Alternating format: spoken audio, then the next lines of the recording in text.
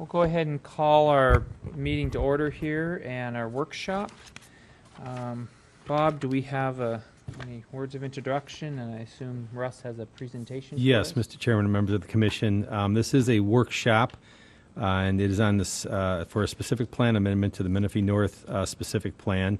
And Russell Brady is the project manager for this, and I've asked Russell to review it with the Commission, then we can answer any questions the Commission may have. Thank you. The project at hand is the Menifee North Specific Plan Amendment. Here showing the location of the area of change located... Are we pulling up anything on the Sorry. monitors? There we go. And real quick, I assume these are all supporting documentation for this? Correct. Those were provided today. The specific plan document's kind of in a revision stage right now, so we kind of tried to get the latest revisions to you, and that is included today in your package along with the illustrative. Okay. So going back to the site location, the area of change for the amendment is northerly of Highway 74, Ethonac Road, easterly of Palomar, and westerly of Menifee Road. Here showing the general plan, the project is located within a specific plan, surrounded primarily by a specific plan as well as business park and public facility land use designations to the south, and some 2.1 to 5 residential and 1 acre residential to the east. Here showing the existing specific plan, which spreads across a large area, kind of the northeast corner of the city. The dashed line here represents the city boundary. And so as adopted today, the specific plan does include some areas outside of the city's jurisdiction. But outlined in red here is the area of change located there between Palomar and Menifee Road. Here showing the existing specific plan land use designations, mix of business park, commercial business park, and commercial between plan areas 11, 12, 13, and 14. The amendment proposes to amend the existing land use designations of plan areas 11, 12, and 13, and a portion of 14 from business park, and commercial to commercial, very high density residential, and very high density residential, and reconfiguring the boundaries of these planning areas. Plan area 12, which we'll go over in a little more detail, is designated as commercial, very high density residential, which would allow for either commercial development or very high density residential development, providing kind of some flexibility in that boundary between the commercial and residential area, and would be based on kind of whenever a specific development application does come in, which would dictate where that boundary is. Additionally, as noted, the specific plan currently includes areas outside of the city's jurisdiction. So with this amendment, we'd be doing some cleanup to remove those portions of the specific plan in the unincorporated areas to kind of either remove them entirely or at least ghost them out to kind of clarify that those aren't within the city's jurisdiction. So here showing the proposed specific plan land use designations for plan areas 11, 12, 13, and 14. As shown there, plan area 11 on the northwest corner for very high density residential at a density of 24 dwelling units per acre maximum. With plan area 11 and 12, there'd be a maximum of, I believe it's 900. I'll go over that. Plan area 12 would be the commercial, very high density residential. Plan area 13 would be retained as commercial. And plan area 14 would kind of separate out the area not owned by the applicant, but would be retained as commercial.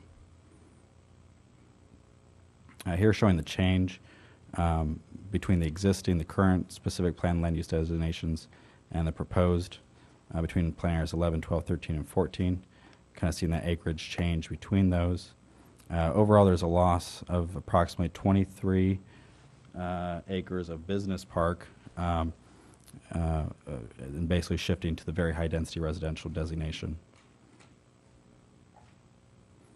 The applicant did provide an illustrative plan just showing kind of conceptually what could be developed under the specific plan amendment, just to kind of show a mix of what could occur within the commercial portions of that as well as within the residential portions of that.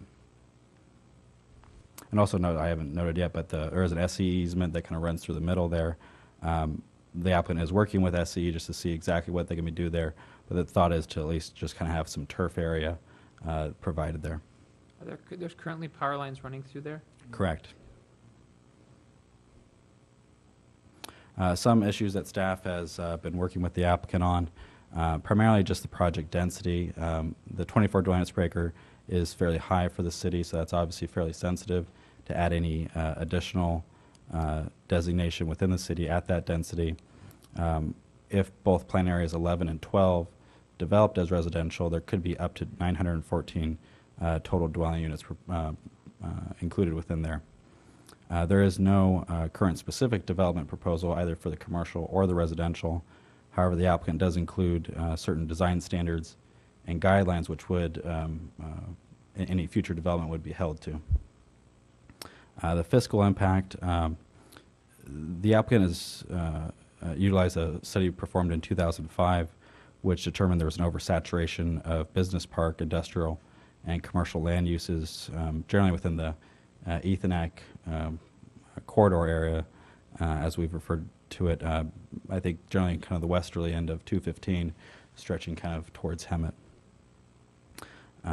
Staff has requested a more detailed fiscal analysis to address the impacts as far as city revenue, jobs, and costs of city services of the proposed land use changes, removing business park and incorporating the high-density residential.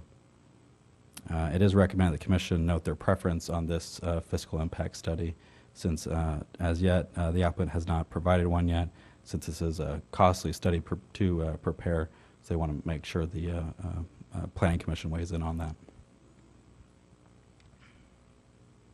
As far as the design standards and guidelines, the standards and guidelines are intended to provide some specifics, but be flexible to basically attract or allow a variety of development types, whether that be residential or commercial.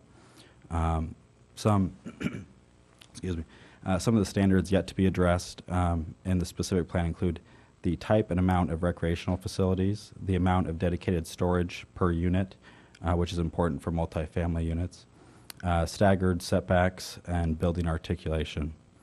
The guidelines, being different than the standards, primarily rely on sample pictures of both residential and commercial developments. And many of these pictures do include older style developments, and staff has kind of been working with the applicant on this, that although there are certain, it's okay to use older style developments, on certain guidelines they are using older style developments that kind of call out maybe a not preferred design element that's trying to be highlighted there. So staff has requested that those be updated to something a little bit more recent that the city would like to see incorporated into any specific development proposal here. Again, any future development would be subject to these, along with a review by staff and discretion by the Planning Commission. However, the standards and guidelines are important to kind of hold a minimum expectations of any future development there. So that's why staff has been working with the applicant on beefing these up to make sure we do get a quality project out of this. More comprehensive standards guidelines would be provide greater assurance of a quality of development. The applicant stated that although they understand our desire for basically better standards and guidelines, they still desire a flexibility to be able to attract a variety of development types there. Just to highlight a few of the guideline sample photos that staff was looking at that may not be the most ideal when we're looking at, they're trying to highlight, just freestanding garages and attached garages. These aren't really, the best sample photos to use for that, including as far as the attached garages and just kind of this more, blocky design of the buildings may just not be the best photos to use in that. If that's primarily what's being relied on in the guidelines is the sample photos rather than text-based guidelines. On the multifamily open space, the project does propose 125 square feet of common area per unit and 120 square feet of private area per unit, which is meets or exceeds the economic development corridor standards for multifamily open space. However, as previously noted, there's no specification on the type or amount of common recreational facilities. And as you may recall in the EDC, there is a note in there that amenities such as spa, pool, indoor equipment, workout room, basketball court, or other similar amenities be provided as determined on a needs assessment. So we just simply suggest that that be incorporated into the specific plan to kind of guide any future development, that is what is expected in terms of the amount and type of recreational facilities.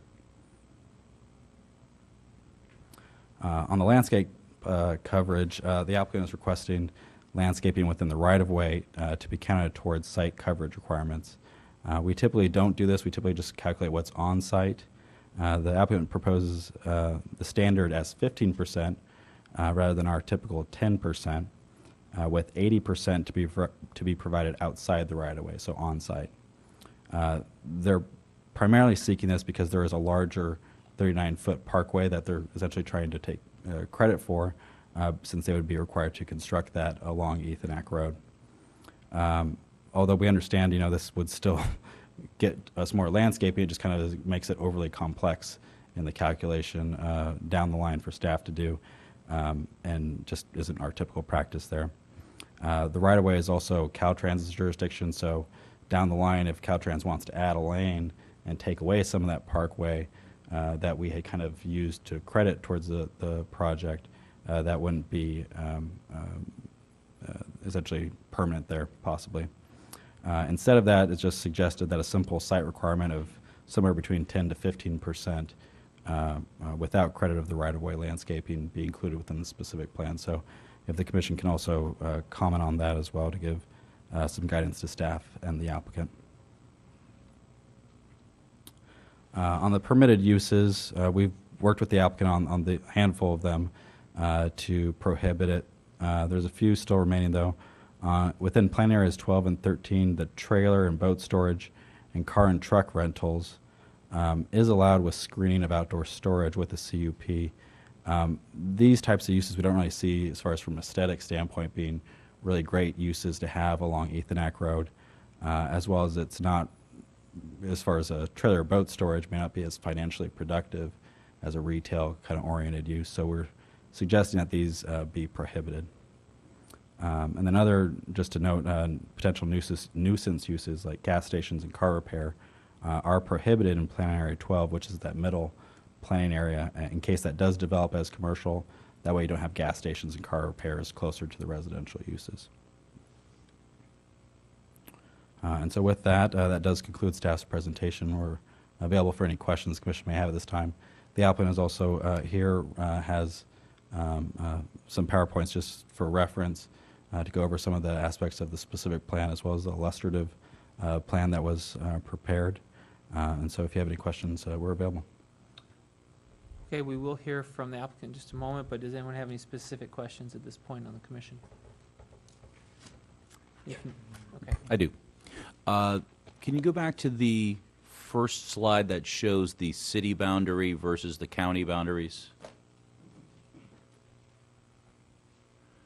So along the right, if this picture is split into thirds, that right third is all county property. It's county jurisdiction east of Briggs Road. Right. And this rectangle is the proposed plan. Is any of the proposed plan that we're talking about in this workshop under county jurisdiction? Or is this entire selection part of city? The entire selection, their area of change is within the city. Is within the city. And is the entire rectangle shown here in the EDC? The EDC is a general plan designation, and so that's the general plan designation for this site is specific plan, reflecting the Menifee North specific plan. So the EDC would include kind of more non-specific plan areas further to the west, I believe. Is there any EDC immediately adjacent or around this? Here shows the general plan designation. You kind of see on the far northwest here, this darker purple is the EDC. I see. Those are my questions for staff. Thank you. Can we go back to the previous map? Yeah, now what are the dotted red and white areas? That was a function of the mapping done for the prior amendment. That was their area of change. Oh, for this is the third amendment to this specific plan that was related to the second amendment. Okay. And then where, Mott's Farm in relation to this is just west of that, correct? Isn't it? Correct, if I'm not mistaken, it's located just right here. There, yeah. Okay. Yeah. Okay. Okay, anyone else have any questions, staff, at this time? If not, we'll go ahead and hear from the applicant. And you could state your name, please.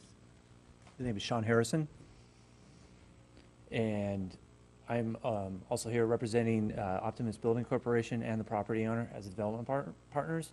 I have our design team of Kaiser and Wiggle, Gary Wiggle, architect and planner, and we also have Bob Lacoste from PDS West, who provided the illustrative, and is also a land planner that was involved in this.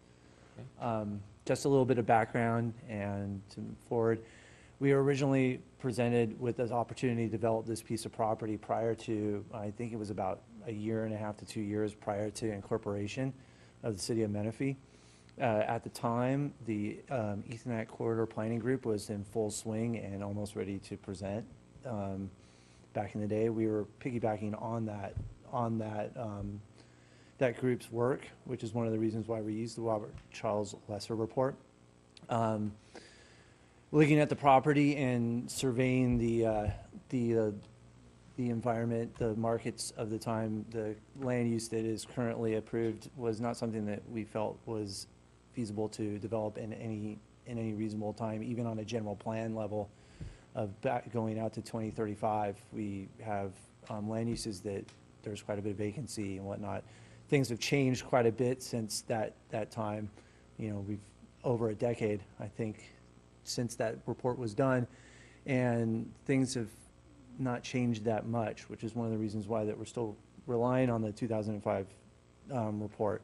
But going back, what we have right now is a project.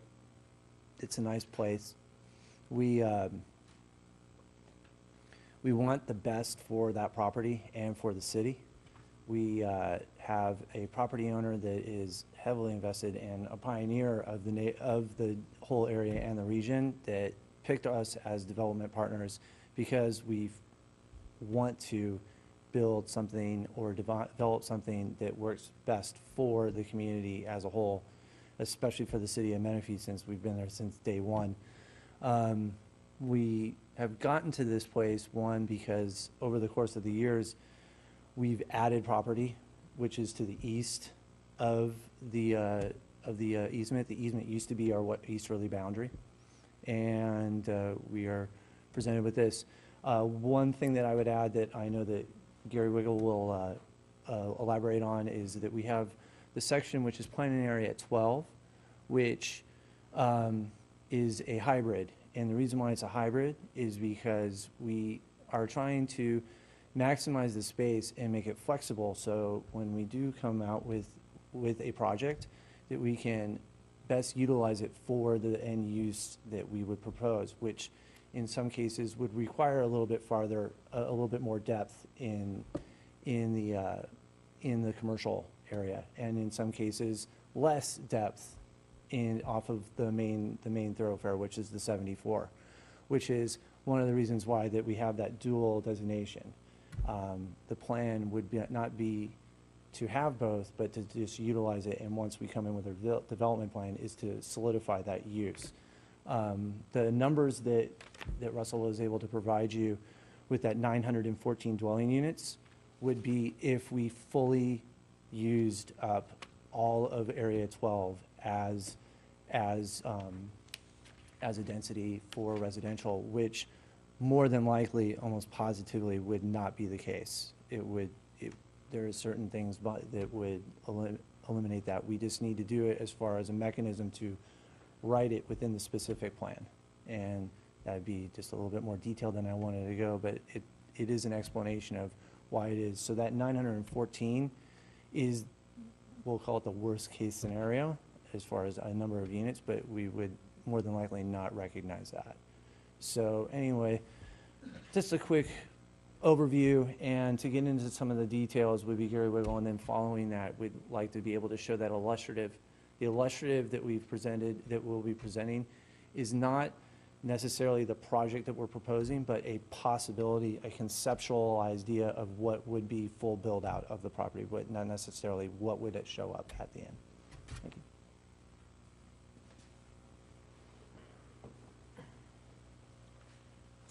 Good evening. I'm Gary Wiggle with Keisker and Wiggle Architects. Can I interrupt real quick? By the way, I Sure. appreciate that you came to a workshop and you're presenting the ideas before you going forward. That's smart. And it's wise as far as cost and what you're going to put into this project to do that. So I just want to thank you for that. We appreciate your time, too, for the same reason, because it's sort of a look behind the door of our thinking, a look behind the door of how you're thinking, and I think that gives a better project at the end every time it proves to be very successful to do that. So it's always a good thing to have these workshops. In authoring the specific plan and then looking at the uses that were presented to me, I'll elaborate a tiny bit more on Planning Area 12. That is a flex space. We tried to figure out a way to allow to not have a big old vacant retail center because we had too much commercial space. We also tried to not have, way too much multifamily space. And so the way we looked at this in that buffer area was, it's going to be driven by the use. And for instance, if there was a market to go into the commercial area, it requires a deeper lot, and we'd be able to use most of the 12 on the east side, kind of the left to right strip of Planning Area 12. But if there is not a market or a big deep use, there's really no reason to have this just giant vacant parking lot or way too many shops where all you end up having is an empty derelict shopping center. And we've all seen those, especially over the last 5 to 7 years in Southern California, and it's nothing that anybody wants to build, nor do you want it in your city. So the idea of that is, with that first development, be it the multifamily, be it the commercial, whichever one steps in first, once that use designation is put forward, that will lock it. It doesn't become a permanent flexible situation. It's a one-time flexible situation. And that will then convert Planning Area 12 to one of those two uses. It'll sort of become either an 11 or a 13, though we left it as a 12 because there's some other minor details in the zoning code that enabled that to come forth. As I did the design guidelines, we specifically separated the multifamily from the commercial. They're distinctly different from each other in the way you build them, design them, what they need to both get enhanced with. The apartment, the high density, we were very specific on trying to make this feel like a residential project. The current state of the art in apartments is very urban. 5 stories, flat-sided buildings, very contemporary, and you find that in most jurisdictions now that are building brand new apartment buildings with the major apartment developers.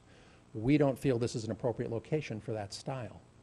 Ironically, the 4 photos that were shown are of a project called Temecula Ridge, which is on Rancho California Road in Temecula, happens to be the single most successful project in the city of Temecula. They are 98% leased with a waiting list. And it has been off the charts in terms of popularity.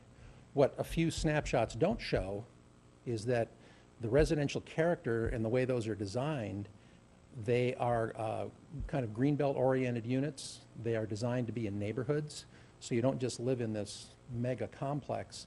You actually live in a little neighborhood where you know the people around you, and it has a very nice residential feel. So the guidelines, we had to sort of go back in time a little bit to do that. We sourced many of the projects here in town that were just very well designed.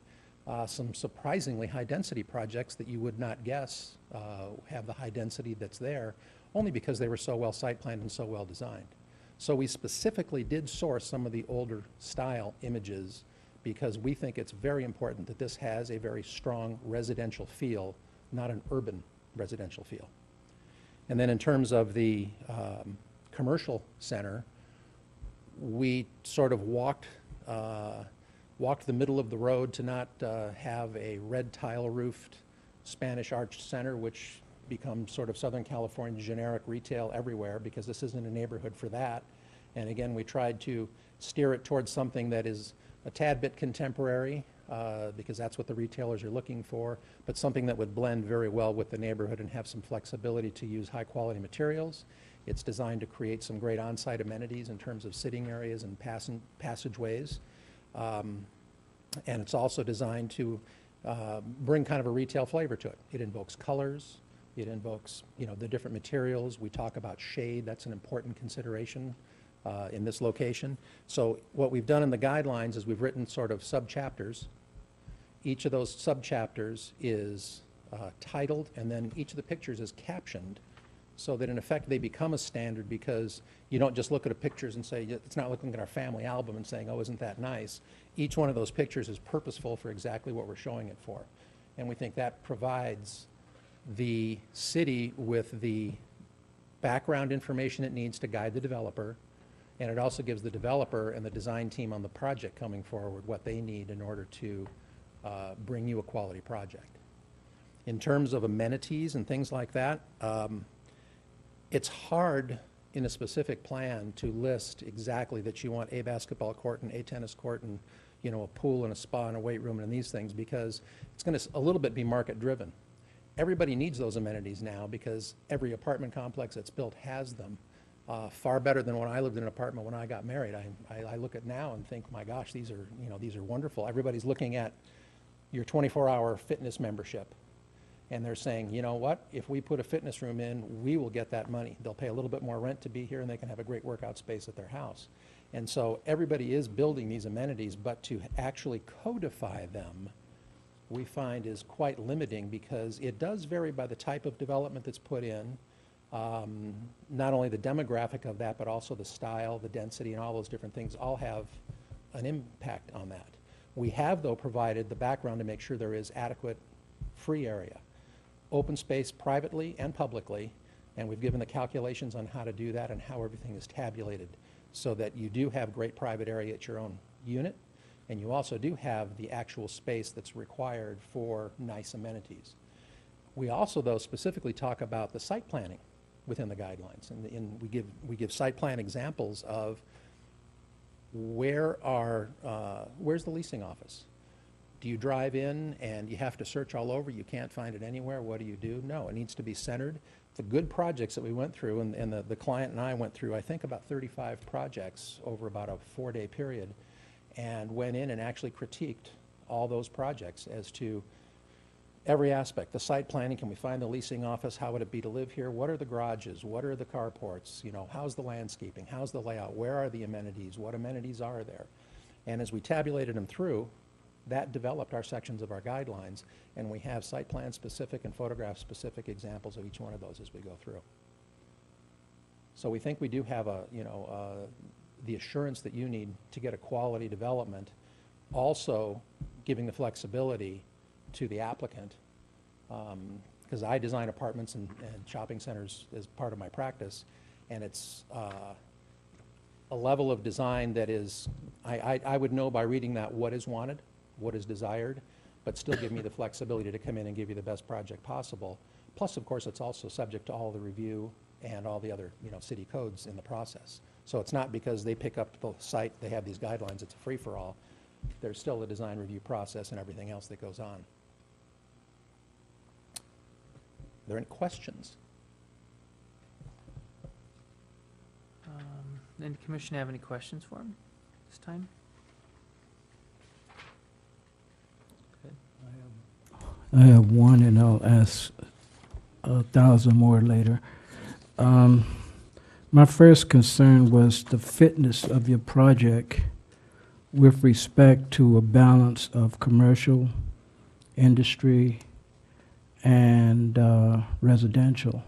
It seems as if, in my opinion, that you're sacrificing a lot of commercial and perhaps light industry for residential. And I was wondering whether or not this is an objective of yours to add more residential into that area, as opposed to what would benefit the city of Menifee as far as light industry and residential. As you drive southeast on 74, you will see a lot of light industry and a lot of commercial that's existing. And I was wondering whether or not you would wanted to retain that theme, particularly close to 74, which I understand has been traditionally oriented toward industry and light industry. And when you get to the back streets, there's a lot of cottage industries, as you probably know from driving around there. And I was wondering, how will your project fit with that semi-rural theme? And that would be my question, the fitness of your project with respect to the existing environment. I'm going to divide that in two. I'm going to answer the design portion of it, and I'm going to have the owner talk about the impact of the overall decisions on the uses overall. In laying out the property, we looked at the research on some of the needs of the area, and business park historically has not been a demand because the business parks that are all up and down the 215 corridor, we had one designed in up near Moreno Valley that ground to a halt. At the time, it seemed like a great project, and they built phase one, and phase one didn't even sell out. The economy is what took it down. And to this day, unfortunately for that owner, most of that project still sits vacant. It's a very nice project that was done.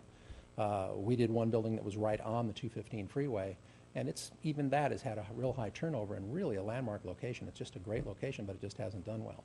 And we're finding, and Gary Hammerl can talk in a little more detail about this, that the business park use is something that right now, as Sean pointed out, even into the future, is a very tough land use to design and build into, because it is not a marketplace that is there, especially not on a freeway. Most of them, if they are going in, are usually freeway oriented because of the exposure you get there. North of us, some in the city by the maps and some outside the city, is a lot of residential. And so the buffer of the residential being there with the commercial in front of it, there are no real services up there right now, very little in terms of retail services. You also have the potential to sort of snag some drive-by dollars for the people that are getting on the road and they're going out to Hemet. And in the recession also, when I came on board and got to know Menifee so well, many of your north-south through streets got stopped before they were able to go through at this point. And I noticed that a lot of the major developments on street corners all have a market drug sign on them, like most of the developments that I work on. Yet most of those either didn't have a name on it or were coming soon. And so right now, residents up there, I think, might have a little bit more difficult time having some of the retail services there. In the future, it's going to be great when the network of roads is finished and the master plan is built out, but right now it's a little bit more difficult. So we perceived a need for some commercial up there. When we looked at the size of the lots, we did a lot of studies on the commercial, like I talked about, between 12 and 13, to optimize the property use for the proposed uses. Again, not to make it this big, deep center, anticipating that we're going to get, this mega center in there. However, providing the ability, in case a market would step up or another larger use could step up, that would allow that flexibility to be done. There's sort of a critical mass size for an apartment complex, especially when you're talking about centralized amenities and, spreading parking evenly amongst the site and getting open space and things like that. And the size that we've got in there and the way it's laid out between the roads and centered around everything does allow you, as you'll see in the illustratives, to design a very nice multifamily project. And the idea is to not leave small, insignificant little apartment buildings like you see in so many cities, but give you the ability to have a nice sized lot. And I think our standard on that side, if I'm not mistaken, is a 10-acre minimum for one of those projects to give you a really high quality multifamily center. So that's the design answer. Now, yeah, I think Gary did a pretty good job of covering the business park aspect. What we found actually prior to this last recession was all up and down the I-215 corridor was that one of the big questions developers are always trying to ask and figure out is, how deep is the Sorry, market? sir, can you give us your name? I'm sorry. I'm Gary Hammer. I'm with Optimus Building Corporation, the developer. thank you. Sorry. And, so we're always trying to figure out what's the depth of the market. And what we found was the depth of the markets all up and down the I-215 corridor just were not that deep. And as Gary alluded, there was Horizon Business Park, which was a beautiful commercial park right off the I-215, and I believe off a Cactus. And even to today, there's still probably 50% of that park sits vacant. And it was, sold at, numbers that were significantly below replacement cost just to get half of that park filled. So And you're saying that's right off a Cactus? I believe it is, yes. Yeah, Cactus and the I-215 on the west side of the 215. And a number of other business parks throughout Paris and on down the corridor. So, and what you'll find is most of those business parks, the preference is to be close to, major transportation corridors. So, the I-215 and, whether it's Ethan Acker, Ramona Expressway, or it's Cactus, whatever it may be. I think one of the challenges we noticed right away was just how far off the I-215 this site was. And so, along with the study that had been done by RCLCO 10 years ago or whenever it was done, that it did identify that there was a significant amount of business park zoning for the city. And we, our gut was, even before we read the report, was that, I'm sorry, after we read the report that, we agreed with it. We just, felt that, in the lifetime of your city, you may never see, enough absorption for a business park there. And it just seemed to lend itself more to, commercial retail and multifamily based on where it was located and what the surrounding uses were. Any other questions? Yeah, I have a question. Mr. Wiggle used the phrase big empty parking lot twice. So it seems like this proposed amendment is predicated on the utter failure of the commercial element of this project. So it looks like this is poised for a future request to amend the rest of the commercial to residential.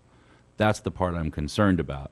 So a company that does, say, manufacturing, light manufacturing, things like that, doesn't really need freeway frontage, walk-in business. They're just not going to get it. Doesn't make a difference.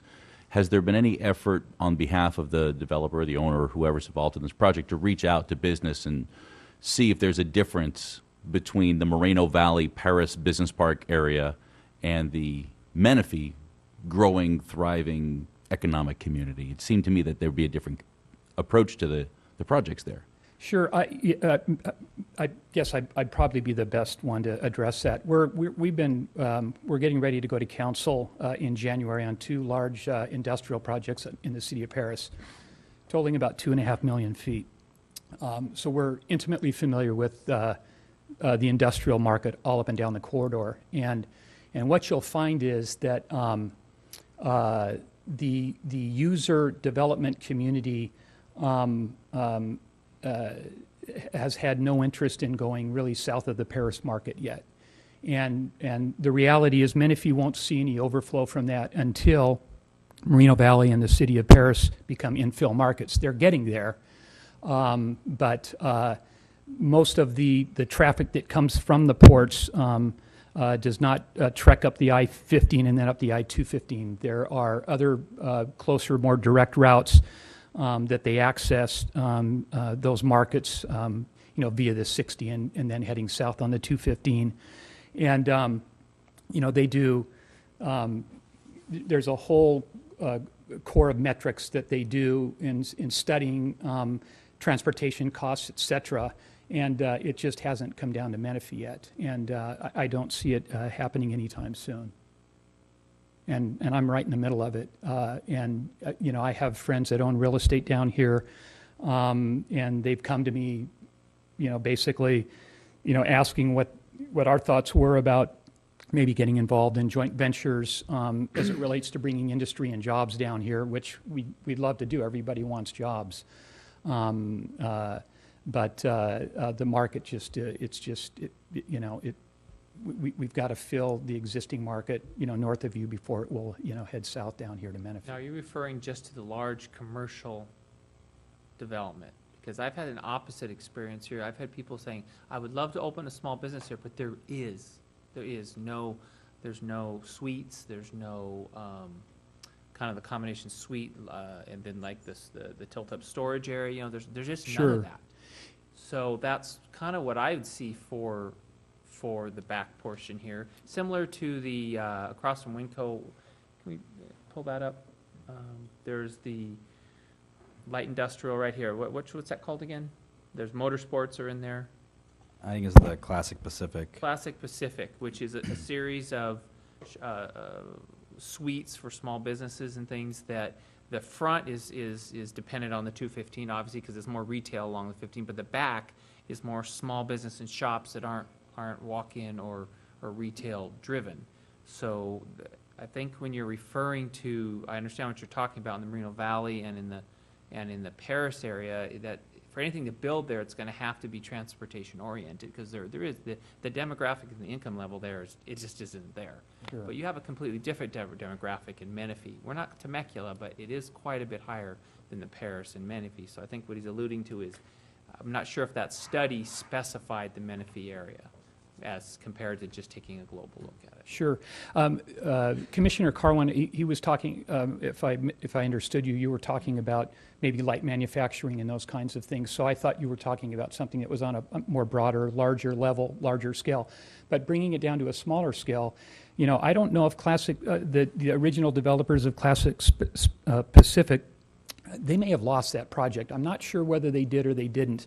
But they still, and of course it's been, I have to say it's been a year since I've driven by. That was built right before the recession, so that was 8 years ago, and there's still vacancy there.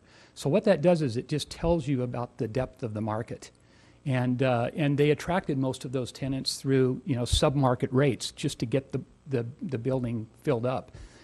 The Horizon Business Center is another classic example. And I shy away from using that because up in Cactus, it's a whole other world up there as far as what you're pulling of small business in. You're not going to pull much there because the income level's not there, the market's not there. So it's a little different world here than the Horizon up on Cactus and going up towards the 60.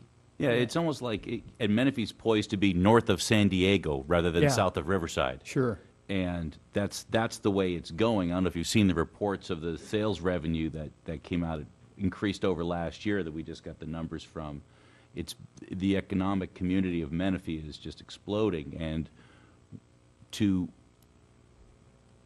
populate this with high density and then have everything come and needing that commercial place when it's finally ready and having lost that property to maximum density type of housing is problematic. It's unfortunate that today you want to put something on there and start generating some income, but the purpose of that zoning in that location is to fill the need that's coming right now. Have you looked at, we're not even near built out in our state. There's a lot of specific plans, there's a lot of development that is vested and waiting to build, and they're actually starting to build. You've got Audie Murphy coming online, and you've Sure. got just south of this project, we just approved, right across from the lakes, a very large housing development, and there's a commercial and then another housing. So there's a lot of stuff coming from the south coming up. Have you taken into consideration the rate of growth of the single-family developments coming online, looking at this? Sean, Gary, did you want to answer that? I just like to add like one. He was tugging on my belt. Oh, well, it's just a workshop. You can go for it. It's We're open to a free form for sure.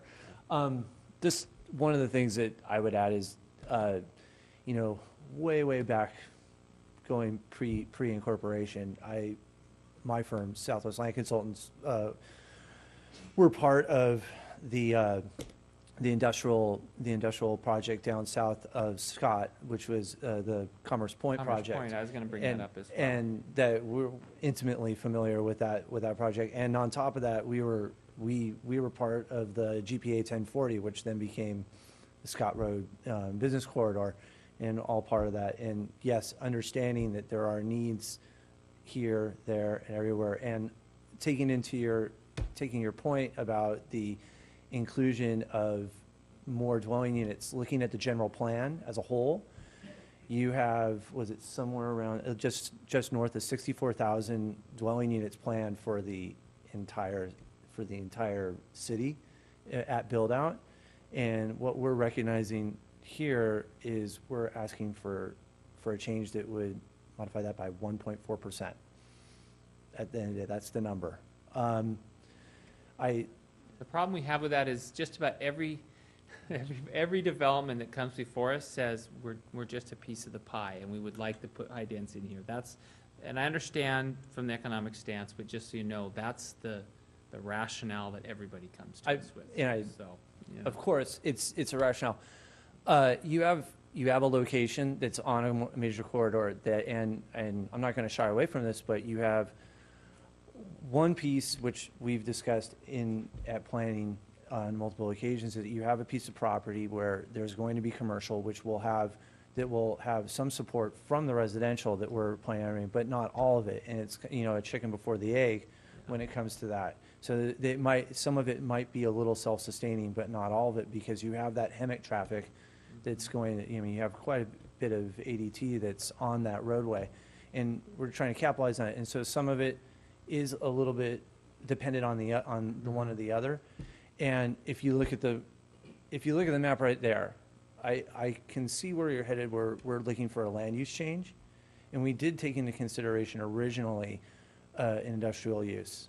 And at that time, and even to today, we have a difficult time, and even with incubator spots, because I take into the point of Commerce Point, you have incubator spots in that location.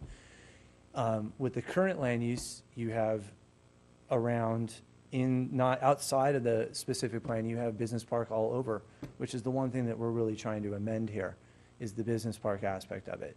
And we, through our market studies that we've performed and just general knowledge of the region and the area, that the multifamily was one reason why that we came up with the multifamily in the first place, was when we met with staff, both at the county level prior to incorporation, and then afterwards with city staff after incorporation.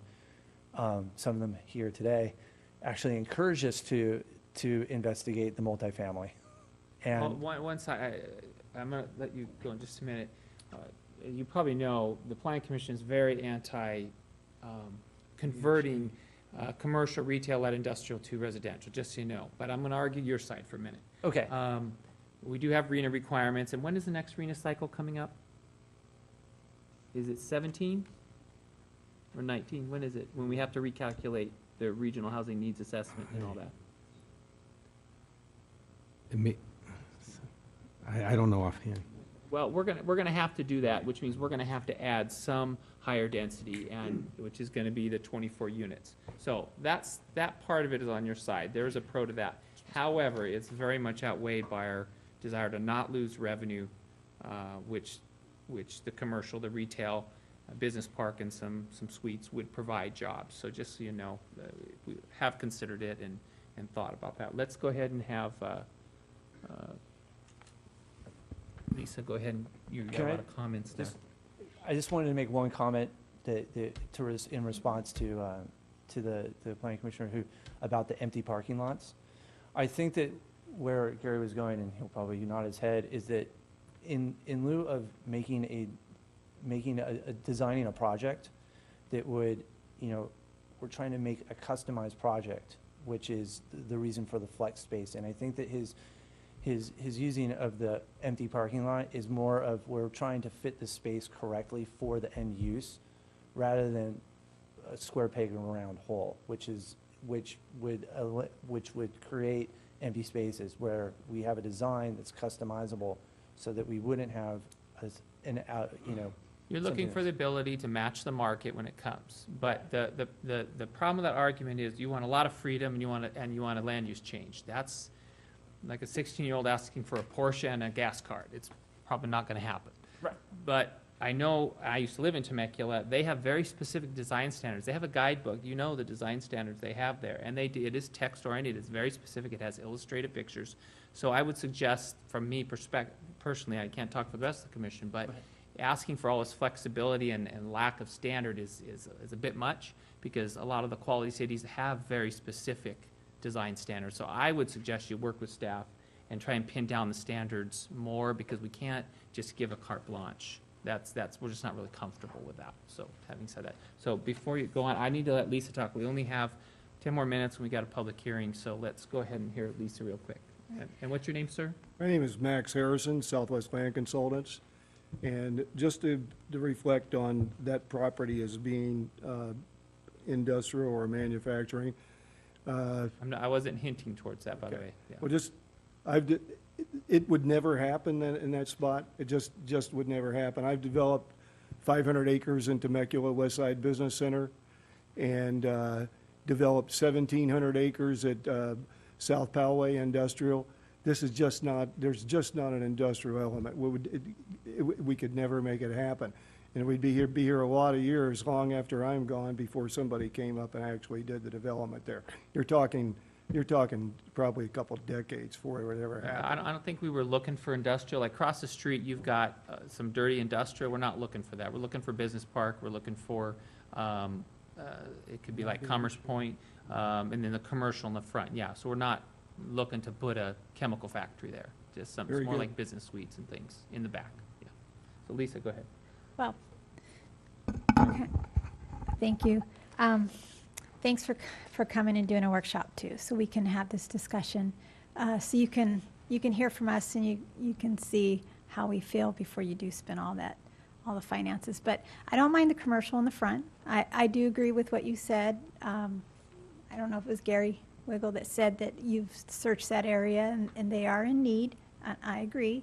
But looking at the general plan, we have some areas already designated for up to 24 units, quite a few in this area. It concerns me changing it to that. With this study being done in 2005, the market analysis and the fiscal analysis, a lot has changed in 10 years. I would like to see a more updated study done. I'm familiar a little bit with the school district over there. You know, I was over there this summer, and they were giving away free lunches and free breakfast to anyone who came. And I talked to a school board member over there, and they said that 3 of the schools in North Menifee over there, 3 of their elementaries are at 95, 94, and 96% free lunches. So it kind of scares me having this type and this high density of apartments in that area to add to these other apartments that are already designated in the general plan.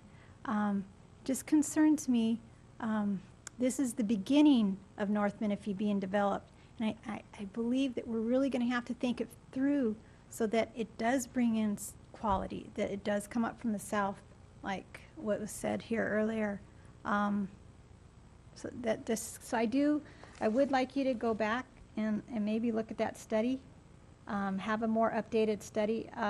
It does concern me a little bit with the loss and the potential loss of jobs and revenue that we have planned for that area, since it was a specific plan and it looks like it was all planned out. So I hope that you will work with staff on that. And just maybe take our suggestions and our ideas a little bit, and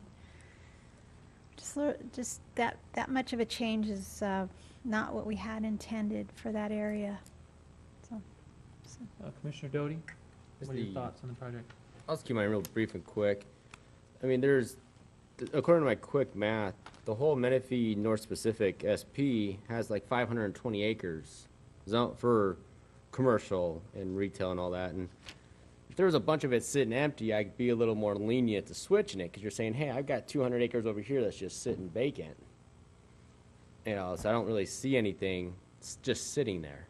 And just to kind of anticipate something wanting to change, I have a little bit of problem with, if you said, I got tenant A that wants to come in and tenant B that want to come in, and I got to switch this, then I'd be a little more lenient to pulling. But just kind of pulling that trigger now when it's a cloud drawing is a little hard for me to accept.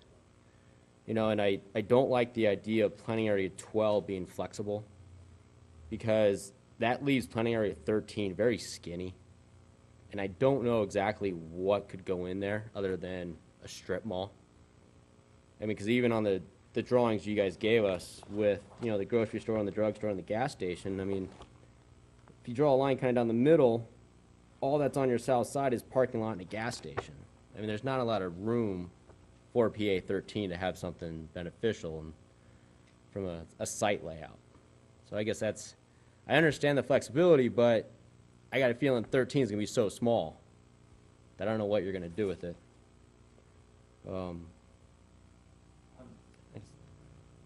Yeah, go ahead.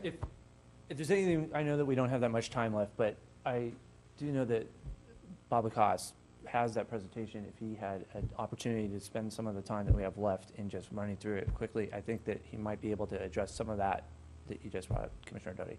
Let's tell you what, finish your comments, let's get a summary comments from everyone, and then we'll spend, if it's okay, we'll go a few minutes over the 7, and we'll see his slides. Okay. I guess my final comment is just, if you had a site plan or desired tenants, it's a little easier to switch it, but to kind of switch it now, it's a little tough, in my opinion. I'd mirror that comments as well. So. Right, and the one thing that I would say about that, we recognize that, but from a standpoint of going to an end user with a piece of property that's not zoned or has a particular land use, it's very difficult for us to do that. We know that there's potential. We have communicated with gas station owners, with restaurants that are very positive with the location, how it lays out, the demographics. They like the location, but in order to bring them on board to have an MOU to present to you, it's difficult because we have a land use that doesn't support that. As far as online, if we had it switched around, we'd be able to do it without a problem. Yeah, but to me, the SP has so much vacant land right now. Well, one of the dynamics about that particular issue is the fact that it has the master drainage plan that's held up that location for quite some time, as far as being able to design. That only holds up the area just south of 74, I believe, right? Because like you're talking about Line A coming down there. The line A. Line A3. Yeah, that's. I don't think that's holding up this project so much. Yeah. We'd love to hear you say that, by the way. Yeah. Yeah. Yeah, I was So, just over there a few hours ago. okay. So did you have some summary comments?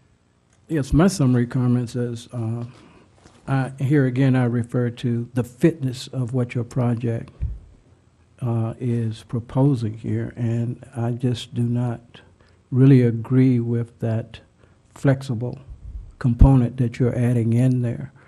And having driven through that area several times and talking with people over there, nobody is enthused about VHD in that particular area, from not only an impact to the schools, but there's safety.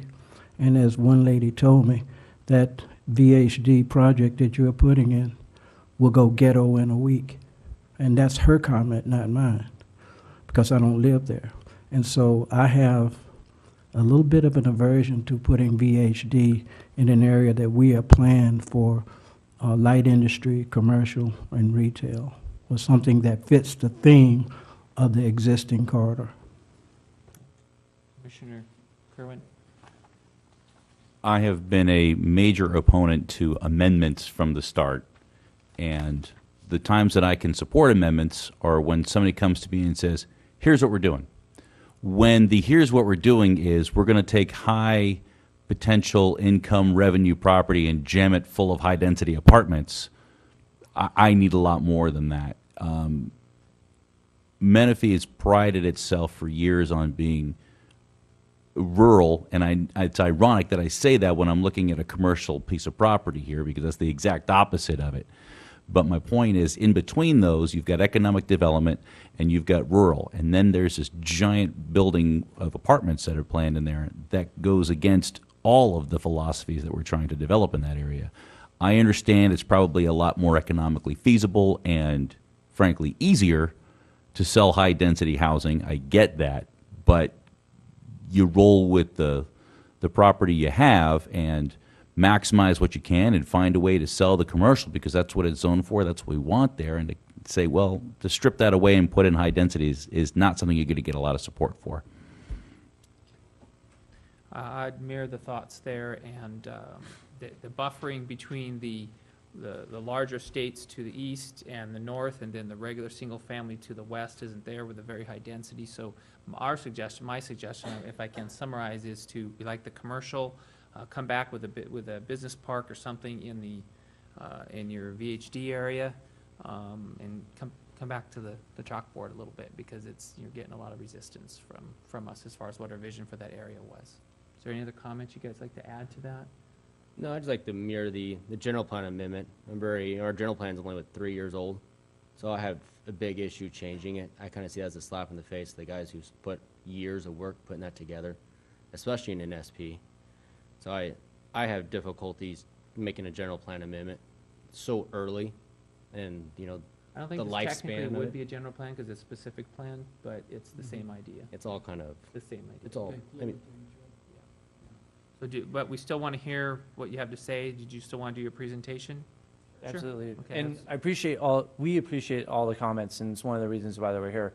As far as providing some of the financials and the impacts, I think that might go a really long way. Let's address that, yeah. Okay. Just so you know, when we pull open a project and we open our notes, and staff is saying they haven't done A, B, C, and D, it makes it difficult for us to feel warm and fuzzy about a project. So when you haven't done the financial analysis, that makes us kind of reticent. And then the lack of design standards makes it even more reticent. So you might want to address those two issues along with looking at different use for that back part. Like I said, we appreciate it. Thank you. Okay. Good evening. I'm Bob Lacoste from PDS West. We're land planners, urban designers, landscape architects. The specialty has been planned communities, and we've done a lot of them around the area, and master plan commercial centers. We just, locally, we just finally got approved was the Junction. There's an example. We also did the Victoria Arbors in Rancho Cucamonga, the Victoria Gardens and things. What we came aboard is really, we didn't put together the guidelines specifically. What we did is, approach was taking on it, was to come in and here's the property, here's the restrictions that are in this specific plan amendment, here are the guidelines. Do a project. This isn't the one that's going to be built necessarily, but do one that meets the guidelines, that fits the area, use your experience in developing one, make it a real project in sense of the amount of parking required and the square footages, and make the square footages reflect that and all of those things. So that's what we did. So if we could, with that in mind, so this is an example of what could happen. So if you're looking at you're saying the areas that have flexibility in 12 and things, hit the next slide. And keep going one more because that kind of, so what we ended up doing was making the commercial, all the purple areas actually commercial on this particular approach. And one of the key things in the guidelines of this thing, and I think it's important for making this thing, is the amount of open space and the landscaping thing. So the circulation is really important, and that's what you're seeing on this is the red lines are the pedestrian circulation, all that green area is the open space and the green belts. Go on to the next one. May I interrupt you? It's, One question. yeah. The green area here, isn't that the SCE easement? down the middle, yes. Yeah, right down the middle. Now, you own that? Well, the property is the ownership of this. They have an easement over it. The green area is right. That's the Power Southern lines California coming. easement, and it allows within that easement we're allowed to put in certain things, passive park use and stuff, And it's before them right now to see how much of what we're showing there. I can tell you that everything we're showing in that area, I personally have put in other Southern California easements before. They don't always allow it. It depends on the, a lot of different things, and particularly the individuals that are in the regional Edison making those decisions. But yeah, what we're proposing is all things that are allowed under that, and so we're using that as a green space. I see, and I was just wondering, the complications behind that. Should SCE decide they want to go ahead and use that property for something else? Now, do they have senior rights on that? No, they don't. Or do you guys do? It's the ownership. The ownership is Optimus, and they have easements to put in that power line in there, and the access to it to maintain the towers and the lines. Mm-hmm. And they have the say whether or not we can put certain things underneath it. And so what we're trying to do is make it as park-like as possible, because these are high elevation lines, and that's what we've. We have a similar thing over here off of the 215 and north of the club. We've got that, and which Yeah, we got that ultimately over we there. want to make it a park over there too. So same thing. So it's not really a problem? Because I understand they were using the land area there to calculate out green space elsewhere in the site. And I was wondering whether or not they could do that, whether or not you could do that. That was one of the things I was really confused about. I didn't know you guys owned that. I thought SCE owned it. Sure. If you look at the SE's easements, very little of it they actually own. What they own is the easement over the properties, but they aren't necessarily, and they can restrict what you can do on that, but they can't come in and do something other than what's allowed underneath the easement, or what they're allowed to under the easement. So. Okay. Thank you for that, because I really appreciated that clarity. Go ahead and continue with your thoughts. Okay. Okay, so this is the overall plan. You can see to the north, incidentally, that's an extension of the drainage ways up there. So it's a natural buffer between whatever happens on the north side of it. So go to the next slide. So this is the layout of the thing. If I'll just take it through what we've done to the thing. The first one is the commercial, and we'll zoom in on that, and that's the site plan for the commercial area. This is the commercial area is this anticipating the kind of thing that might happen there, is this supporting the residential and the offices in the area that might be using that. It's got, you can zoom on to the next, onto the left. That's more or less kind of a lifestyle center approach where it's pedestrian oriented with, within this area that's shown. Might look Where are the offices in that? You said there's no offices in this particular scheme. We're showing it as a commercial area. Oh, okay, because I thought I mentioned a minute ago you said retail space and offices. Said it would support the offices in the area. But they wouldn't create any.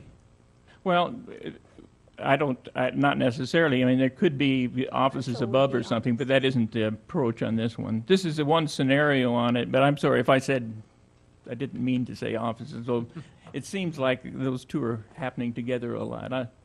I misstated. Well, that's the one I want. Yeah. See, I can live without another Jack in the Box. Jack in the Box is a fine establishment, and they do fine work. But what I'm saying is, To humanity. we need places for business people to come in and do business. For example, between here and Hemet, there's a courthouse, there's public services, things like that, accountants, medical, legal, those kinds of things. That's what we're looking for more of in Menifee. So more retail shops. It's a beauty. The pictures are very lovely. I'm not sure where these are from, but the part that we're missing is that business element that we're looking to develop. That's the part I think that we're disconnecting on. Saying, hey, a wonderful grocery store that'll be supported by this big apartment building, that's a lot of synergy going on there, but that's not what we're looking for. We have lots of that. Well, in the area you don't. Well, to keep in mind, too, that there's two retail centers going in on McCall Road, north and south just west of Menifee. So there's a lot of retail planned. And I know we're over time, and I'm sorry to interrupt you like that, but I just want to make sure you guys understand that's what we're talking about. That's the part that's missing. The part that you've cut out of this to put in the high-density residential is the exact part that we're looking for more of. You're saying you're looking for more offices? Right. Business park, Is that office, commercial. Business development, not retail development. Retail development is fine. We like it.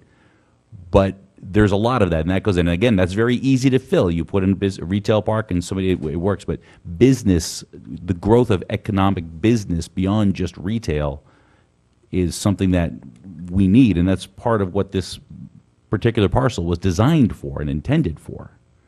So that's Typically, we have the retail right along immediately adjacent to the parkway, but behind it is what he's talking about, more Right. commercial, business park, office, that kind of thing. Okay, well, that wasn't part of the assumed program for this particular understand. scenario, so, but you're right, okay, well, let's, We'll go ahead and 5 more minutes, and we've got to move on to public. okay, well, hearing, so. let's go past the commercial then. The grocery and, okay, then we're looking at the high-density residential. One of the things that I didn't show on the other one is the intent of this is to be a gated community. And so there, in the first of the drawings that you have had in your booklet, it shows that those are gated, and this project is more upscale than was talked about. And what we did is design this thing with the density and with units that would work. All of the buildings and everything you're seeing there is just as though I was designing this, for the client in this scenario, and following the design guidelines as well, particularly the emphasis on the landscaping and the greenways. Go to the next. What we are showing here, that was brought up, was the kind of community recreation facilities, which are centralized in this particular design and are typical of what we define and what we would expect the developers to have. But like the architect was saying, it can vary depending on all of these things. From my experience, this is probably what would happen in one of this size and this density. And it's central. Everybody can walk from their apartments to the facilities. Go to the next one.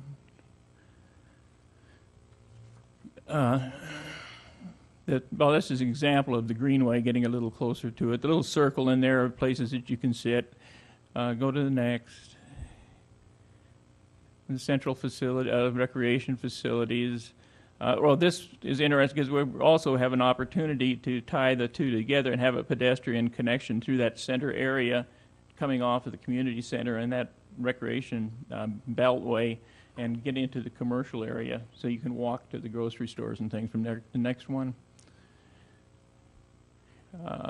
There's a piece of that high density is on the other side of the easement. It's up there, which would be the same types of units. And that easement is going to be, we're looking at that Edison easement as an opportunity to connect things, the commercial areas to the residential, one residential area to the other. In fact, they'd probably be under the same ownership. Next. This is just showing one unit on that. You go to the next one. These are trying to show in detail the amount of parking necessary for those is part of it. So this, at the easement itself, go to the next. You can see they would connect one area to another with the main pathway systems. The kind of uses, like I said, are things that have been done before on projects I've worked on within the power easements, including the water quality basin that's on the bottom end of that. The next one. The overview of it. Next. Okay, those were, actually, if you backed up just 1 second, I was just thinking, this is where the views are taken from on Palomar Road. One of the things that it's also done is not only do it, but to create graphics to show exactly what it would look like. So these are photorealistic simulations. I'll make one comment on that. We're really heading away from the high-density housing, just to let you know. But if it were to come in, we've had a lot of projects that said, we're gonna do this, but really what we're legally approving right now is just the land use. And so when you wanna have the freedom of just an open design and not a lot of requirements in just one picture, that doesn't give us any warm and cozy feeling that this will actually happen. This project could be sold to another person, and the other person may have a completely different intention for it. So specific design guidelines, which you need to work with staff, is what gives us the assurance that a quality development will actually occur. So just keep that in mind when anything that you bring back. Okay. Okay. And these are following the existing ones, but that's a different issue, I guess. This is still looking at Palomar Road. The guidelines are asking for all of the things that are shown on the architecture already, which are the fenestration, the roof line variations, all of those things. Go to the next. We'll go ahead and wrap it up. Yeah, well, go ahead. Just kind of go through them then, and you can see, looking from the parkway toward that. And I guess the point of this is this is a realistic, it is realistic in the sense of this can happen, and with the size of the areas that we have, and can happen within the design guidelines we have as well. So, We'll go ahead and wrap it up. Any commissioners have any comments before we close the workshop? I just have one quick one. There was the variance on using the Caltrans right away, some of the landscape area. There's no way I would let that fly on day one. If you come to me and say, hey, I only own 40 acres and I want Costco and Sam's Club to come in and I've got to do this, I just can't do it. I need that additional landscape area. I'd probably let it fly. But to come in on day one with no product and say, I'm going to use, Caltrans right away as some of my landscape area, I don't allow that or accept that on day one. okay. Thank you for, I do like what you did with the SCE area, making that a green belt and trying to utilize that area, so thank you for doing that. Any other comments? I think that in your designs here, as you went through them, in that area, one of the biggest attractants there would be soccer fields in your recreation area. I noticed that throughout these designs, that area is addicted to soccer. You may want to consider when you do your recreational areas that you consider putting in a couple of soccer fields. You would be surprised how quickly that's going to attract clients. Okay, thank you. If there's nothing else, we'll go ahead. Thank you for your presentation. We'll go ahead and close the workshop. Do we want to just go into the public hearing, or do we want a break? Does anyone need a break? Okay, we'll go ahead and move on to that. Let's see here. So we'll go ahead and start the regular meeting. Do we want to do a roll call?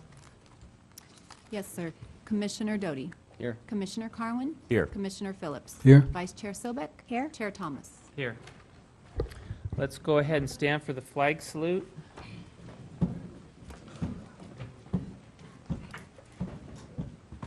Ready, begin. I pledge allegiance to the flag of the United States of America and to the republic for which it stands, one nation, under God, indivisible, with liberty and justice for all. Do we have any agenda modifications? No, sir. tonight? Okay. We don't have any presentations. Do we have any public comments? We do not. Okay.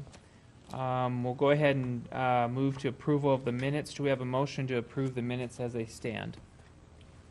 I move that we approve the minutes as they stand. Do we have a second? Second. All in favor? Aye. Aye. Okay. There's nothing on the consent calendar. That moves us to item 9.1, the public hearing for the minor change number 2015-59. Let's go ahead and do we have, has this been properly noticed? Yes, sir, it has. Okay, and do we have any, we'll go ahead and open. No further no correspondence. Okay, no correspondence.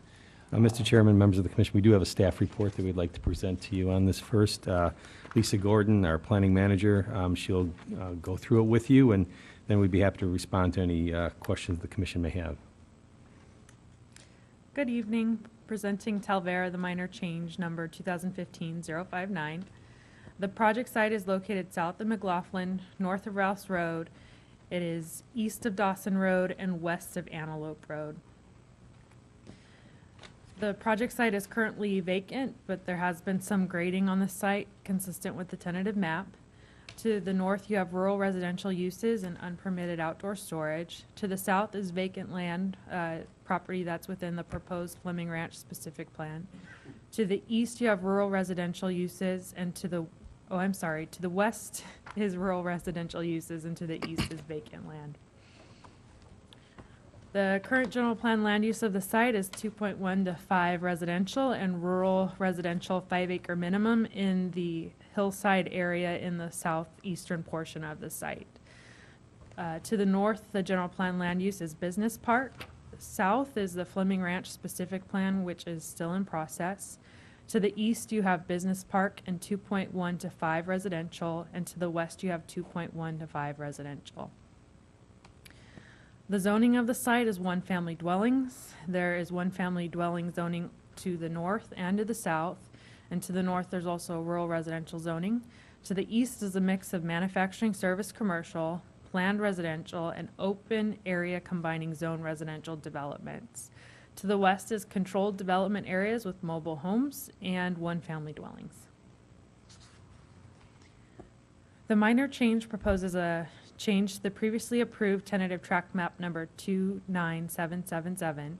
The map includes 173 single-family residential lots with a minimum lot size of 7,200 square feet. It's the same as the original map. There's a 2.7-acre park and paseos through the development, and there's a 10.65-acre natural open space lot in the southeastern portion of the site. To summarize the changes, this application modifies the grading to minimize the amount of import required. We are amending the map per a Riverside County Planning Commission condition of approval. The Riverside County Planning Commission approved the tentative map originally, but conditioned that within a certain time frame, the applicant needed to submit a revised map that addressed the minimum lot size to make sure that all the lots had a minimum lot size of 7,200 square feet. They also required that no lot shall have a depth that exceeds 2.5 times the width per ordinance 460. The street right-of-way adjacent to the park was required to be changed to 66 feet. They also were required to change the configuration of a lot to eliminate a dog leg and to add this area to the park. And they also were required to increase the paseos from 15 feet to 30 feet in width. This application also includes conceptual landscaping, park, and wall and fence plans. This is an exhibit of the conceptual landscaping plan. The park is on the eastern portion of the site where future Antelope Road will be. There are paseos that lead from the park to Dawson Road through the development. And there's a little sketch of the paseo. This is a larger version of the park. There is a tot lot and turf areas and trail portion. Staff has reviewed the previously adopted environmental documents for the original tentative tract map. The modified map results in a decrease in grading, which lessens impacts of the project. The modified map does not include more lots than what was previously approved, and the modified map is substantially the same to what was approved by the county. Based on staff's review, all impacts related to the minor change were analyzed in the original MND, and no further environmental review is required.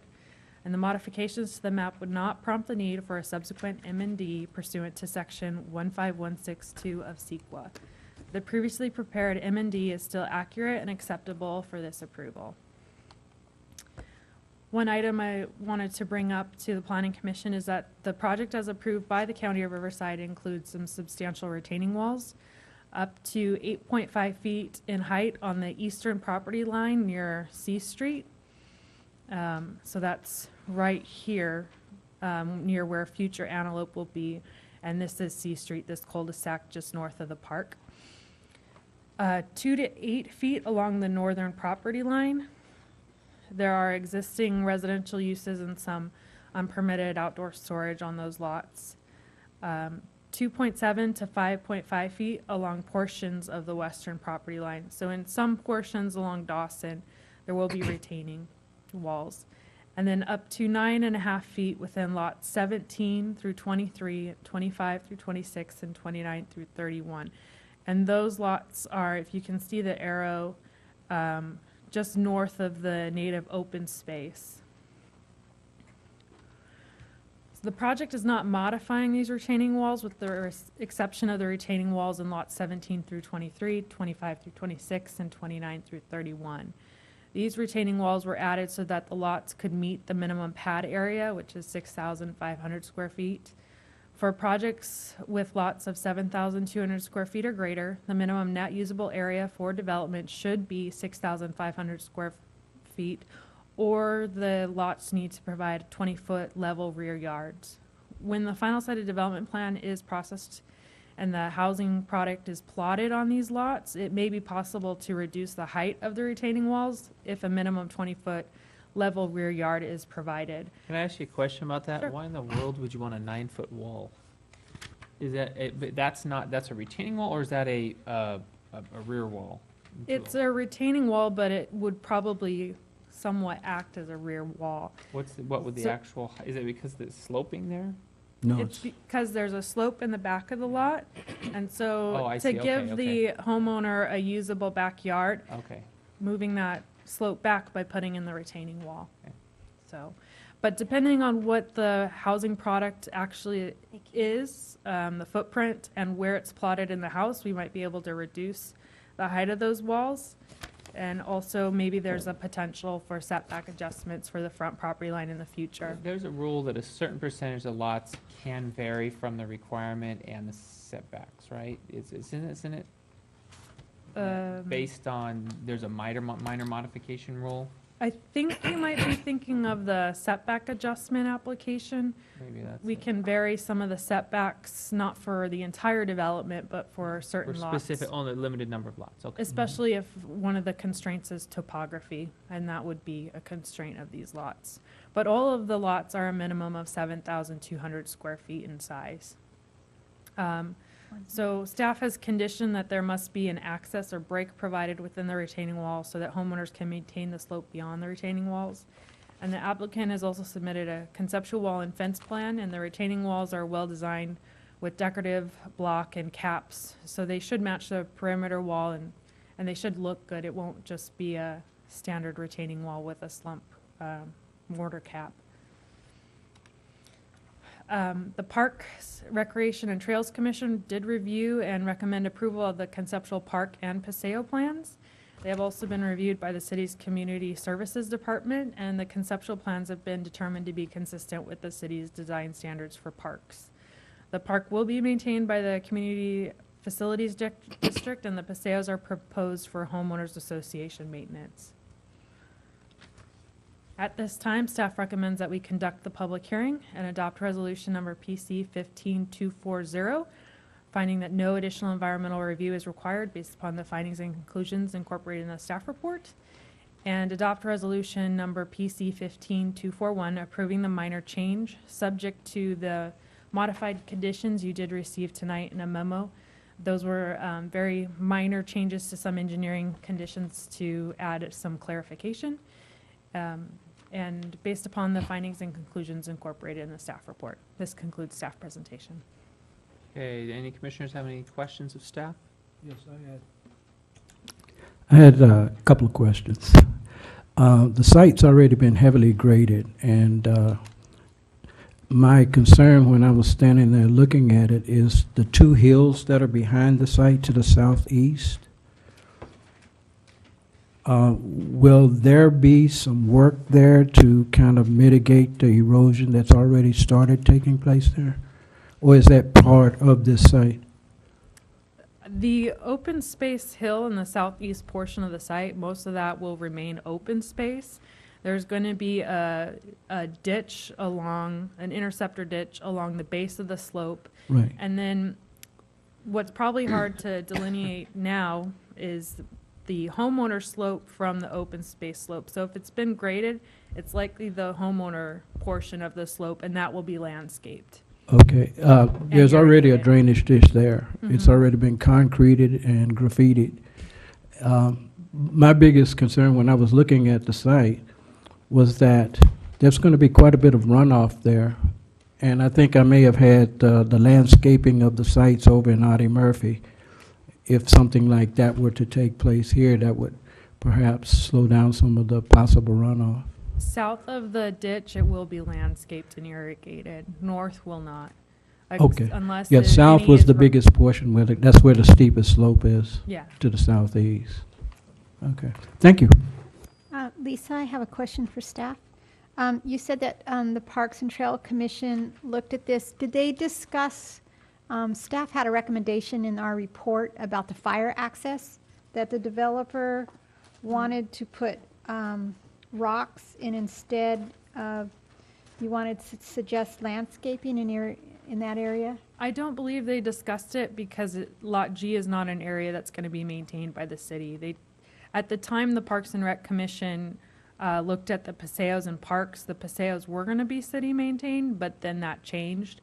So normally the Parks and Rec Commission doesn't chime in on private maintained lots. Okay, so that was a condition. Is that something that we should look at tonight?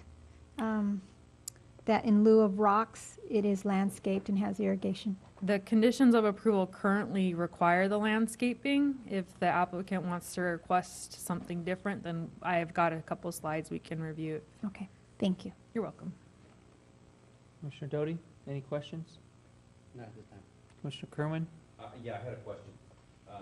Exhibit C in the materials that were provided to us is the tentative draft map. And I've got the big blueprint over here, or the printout over here. This section of lots 17 through 23, which are roughly the bottom left of the project, the line running through here, is that the retaining wall that we're talking about? And there's the grayed out area there, and there's a black line running through it. Yes, that would be the retaining wall. Okay, so on lot 23, I was looking at, what is that gray area? What is that? Is that a slope? Yes, that's the slope. So it'd be, so this, lot number 23, the retaining wall meets right at the corner of where I guess that'd be the pad versus where the slope begins? This wall will be right up against the pad? Is there any usable backyard in lot number 23 is basically my question. I'm not sure if the slope area is completely accurate. The slope shouldn't be beyond the retaining wall, but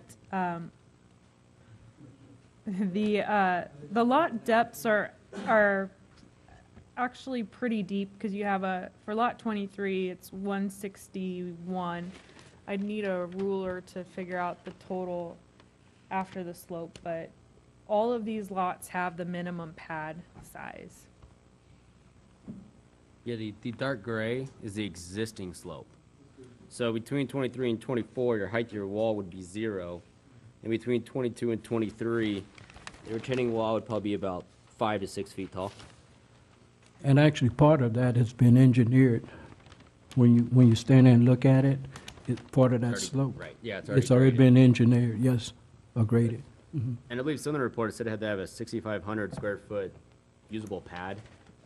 So I think you're guaranteed at least 6,500 square feet. Just the way it was laid out in the plan, it looks like there's nothing.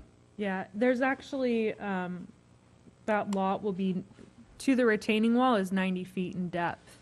And so for a standard lot. 90 feet from where? From the front property line. From the front To the property line. retaining wall is 90 feet. So that's pretty standard. The minimum lot depth is 100 feet.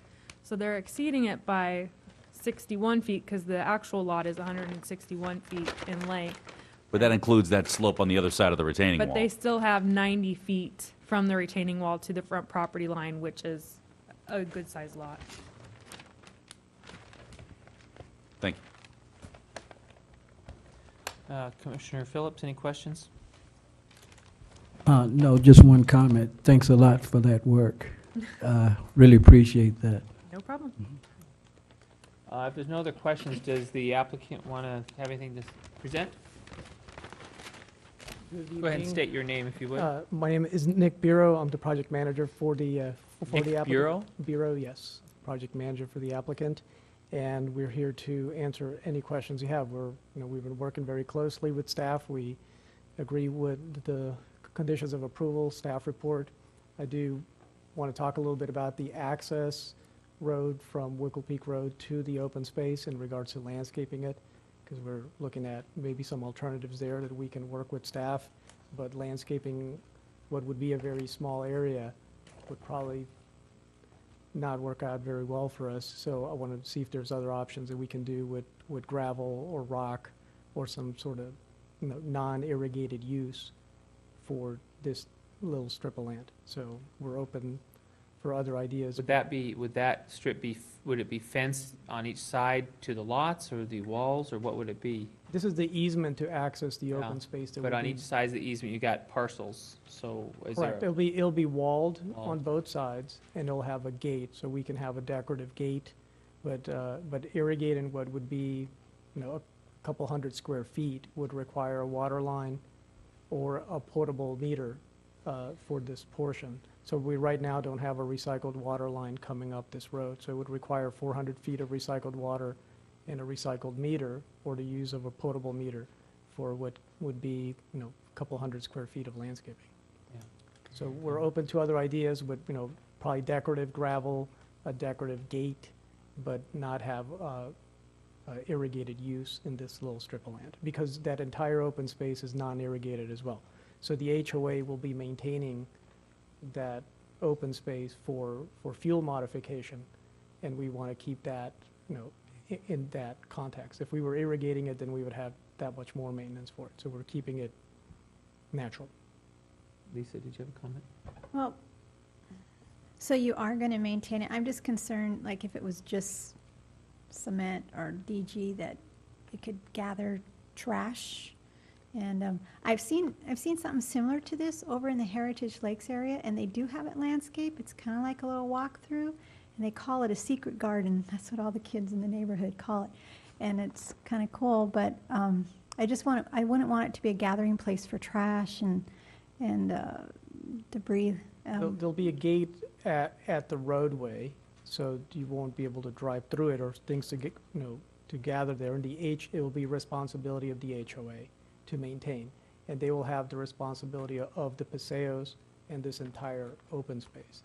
So the maintenance responsibilities on the rest of the project are with the city, with the CFD maintenance. So the park will be the city's.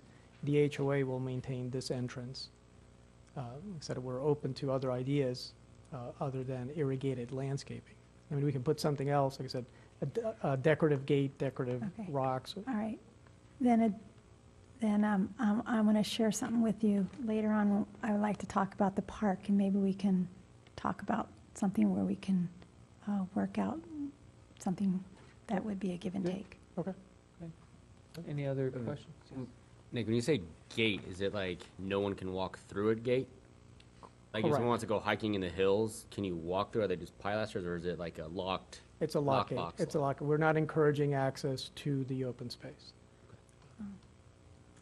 Now, is there a bigger picture of this? I would like to see where it's located with respect to those hills that I had mentioned earlier, because there's dirt bike trails all over that hill.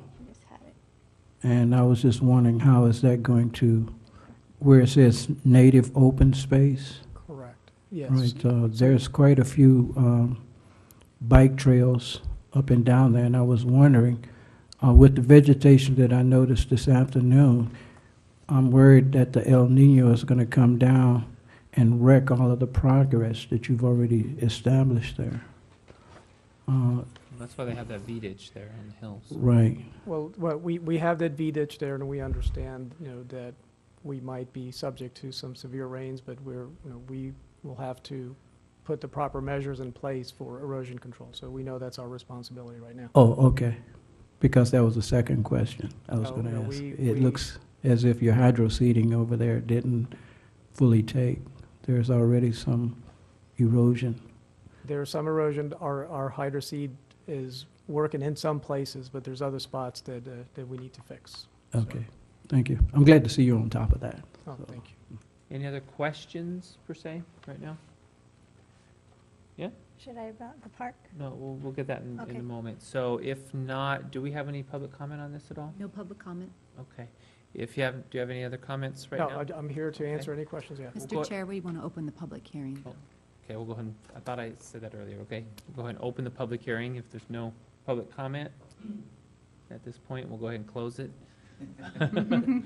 Quick. Then we'll bring it to the dais. So go ahead, did you want to, Lisa, comment about the park? Does anybody else have anything? Okay. very excited to talk about your park. I am. I was looking at your park, and I see that you did put shade structures over the picnic tables, which is really positive out here, so I appreciate that. And then there's a security camera at the restrooms. I thought that was great that, I don't know if that was you or staff working together, but that was good. Lisa does a good job.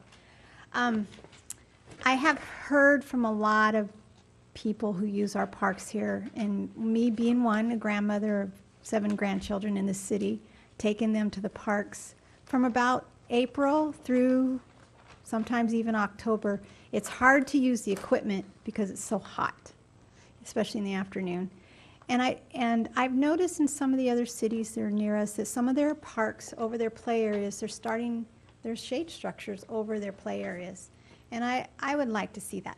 I would like to see some shade sails, a shade structure, even over the play areas. That's one thing. The other thing is, there is, and I don't know the size of this open space, how big it is, but seeing the little walking path through it, we just don't have enough little fields. And I don't know if there could be a practice soccer field in there, a child size, not a full length, or even a backstop for t-ball practice. I would like to maybe see more than just a tot lot in here. That's, I don't know how the rest of this commission feels about it. I just wanted to bring that tonight as questions. How big is that park? Let me bring Andrew up, who's the landscape architect for our park, and I think Andrew can help me out with some of these questions. Well, I mean, just from a space standpoint. Yes. Hi, my name's Andrew Neubauer. I'm with Andrew Neubauer with BMLA Landscape Architecture. Thank you.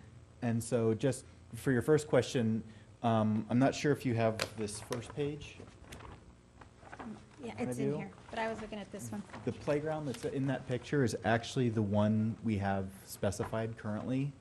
We've already worked with the manufacturer. There would be a 20 to 25 foot square shade structure over, that's integrated into the structure itself. Oh, So Good. it's not shown in the plan. It actually might be a dotted line, but yes, it would be the largest shade structure that they manufacture integrated Great. with that. Would that extend over the plastic slides? I'd Looking at picture- actually have to go back and plot that. I'm just looking That at, on the is- top row, Yeah, picture number the 2. top piece that has the 3 slides, I don't think it's actually over that because that slide itself is probably about 20 feet. But that was, part of the staff's comment was getting shade over that structure itself. So. I don't think the- we have that same picture, at least I can't find it, but there's a little Okay. one. But yes, we absolutely, there will be an integrated structure, the largest the manufacturer makes. Thank you. Thank you on that. I Now, have- on the other questions. That one, but it's just this picture. The area is surrounded by horse ranches. Oh, There must be about 300 head of horses over there. Yeah, it's all around that area. so it's actually the top center, left of center. Yes, this picture right here. So it might be a little hard to see, but there is a shade canopy.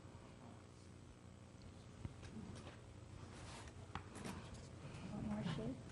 Well, I guess at least what we're kind of getting at is, as the kids slide down the plastic slide, they burn their legs. Yes, and the tricky part with this is the playground structure is actually so large that you can't get one of the tensile canopies to span it.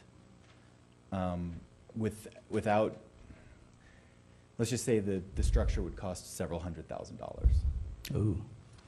Out at the Marion Ashley Community Center, they have a fully covered play area, but it is a major structure to cover the whole thing. It's like a building without walls. Yes, the basically. posts would probably be about 5 feet in diameter, and the footings would probably be about 20 feet deep by probably 8 to 10 feet, just to get those kind of spans. Once you get over about 30 feet, I think, you start getting, it becomes a massive engineering project. Do we know especially what with that the- one, I know Ridgemore Elementary has the whole courtyard covered. They did that about 5 years ago.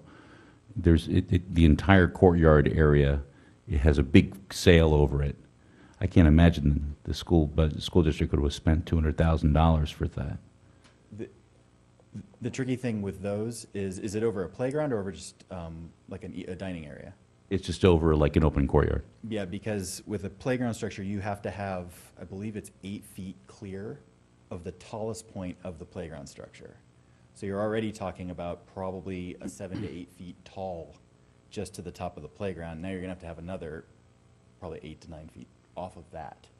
So that's what, and then because you have to get to the top point of the actual highest point of the sail, it becomes a very large. I mean, I've done quite a few. We tend to not put them over the actual playground. We try to put them off to the side where they'll cast shade sideways. And even then, it's not a foolproof idea. That's why we're doing the integrated feature. It's because it's completely over top. It's completely certified. It's It'd be so cool to have a splash pad over there. There isn't one in the city. I agree. Yeah, I Menifee know Town at, Center, maybe. at Weedfield Park, they actually added a few trees on the west side of the play area. Is that even a possibility to add a little more shade on the west side of this play area? yes. Would that be something we can consider Mhm. to add to that Yeah, shade? we can move trees around and kind of to the to the left and to the west side of that pathway and That would possibly be, even that would be create some great. pockets. That would be great. Yeah. Just, where do you live? Where- My office is in Corona. I live in Okay. Orange County. Okay. Do any of you live out in this way? Because in the summertime, it's just brutal. I mean, we have to start looking at our play areas and our parks as we live in the desert. And it's really it makes a difference. Okay, so the other question, now the field area. Is Mhm. there anything that we can add or do to the field area? Because the fields were envisioned as kind of the more passive, informal play. So you're talking about a little bit more formal. And I'm not talking about Talking full about size. I'm not- Modified. Yeah. Not talking about full size, but even a T-ball Mhm. backstop where they can go and practice. Or if a family wants to go over there and play on a Saturday, Yes. could we add anything like that?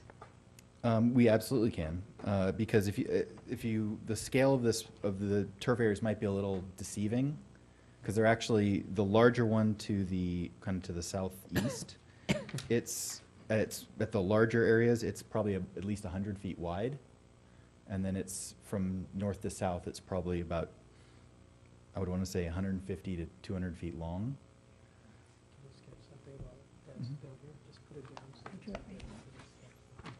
What is it we're approving here? Are we approving the design of the park?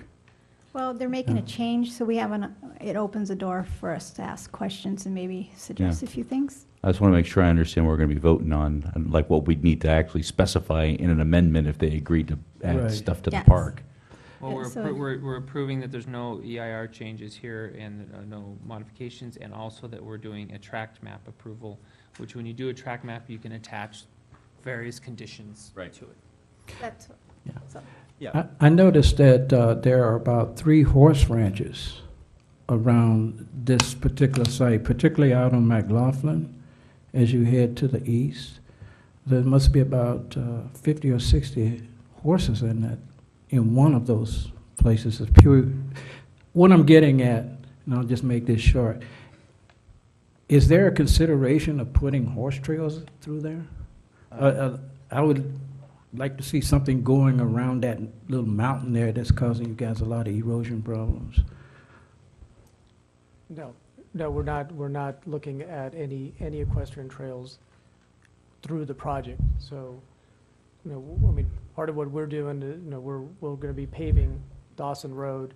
Okay. There'll be, you know, a portion of it that might stay open, and that, if that's a future route to go, but it's not going to, not through the project. We have not included equestrian trails or split rail fencing or anything like that. Yeah, I was just wondering whether you had been approached by that or not by the owners, because right contiguous to your property to the north, I think there's 2 separate horse farms there, or I've places with horses. I've been out there for the last year through the grading of the project and have not been approached for any interest of trails going through the residential project. I mean, they're basically circumventing the project. They're going around a different route. They're going south on Dawson, or On Dawson. going Right. into the Fleming Ranch property. So they basically have stayed out of the grading operation and have not said, you know, you're blocking my path. They've basically gone around. So no problem. Kudos for your stroke of luck. Okay, any other comments, questions, concerns?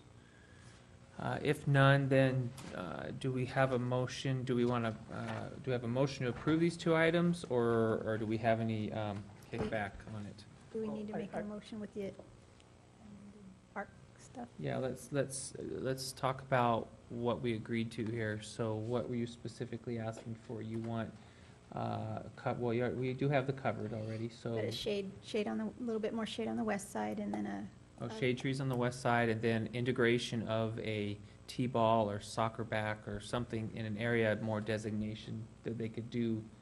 Is it add just to a the park. T-ball, or did you want to work in some kind of a mini soccer? They'd have to move this trail I know. over here a little. Well, for the young kids, you know, I live adjacent to La Ladera Park, and there's a number of soccer teams that practice out there. It's pretty big, and they just bring cones. I mean, you don't need to designate a soccer field and have That's it right. lined and things. More of a backstop. More of a backside, and this trail that's going through it to utilize to make a field, you may have to move it to the west a little pathway, so Mhm. they're not running across that. So he So, said it's about 100 feet wide. okay. Okay, so yeah. I have no issue with removing the landscape berms. They, as much as they look nice, it kind of makes the grass pointless and unusable in terms of athletic purposes, so. You guys talking about the stuff here on the east, here, this? No, there's little circles called landscape berms on conceptual park landscape plan. They're on the kind of all the corners. They're right there. All those little circles. They're like Oh, they're 3 like swales. Yeah, no, they go up. So they're like That's 3, an 4 feet elevation up. on it, yeah. Okay. But it kind of makes the land unusable for t-ball and soccer and So kickball. can you work with staff then to modify the design so that there's more flat usable space for a modified soccer and t-ball areas? Possibly moving that path and changing the elevations. So we got the trees, we got modifying the park, and we got the shade structure, so. Anything else? And we have the access on Lot G into the open space. We didn't really finalize that.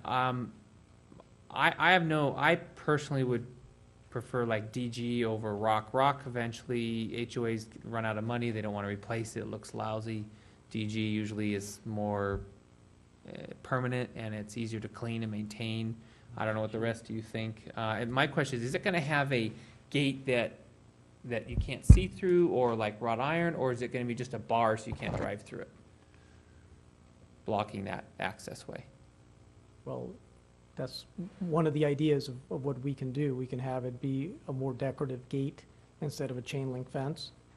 But it's got to be something that can be opened to let maintenance crews in. So it's not, Decorated wrought iron.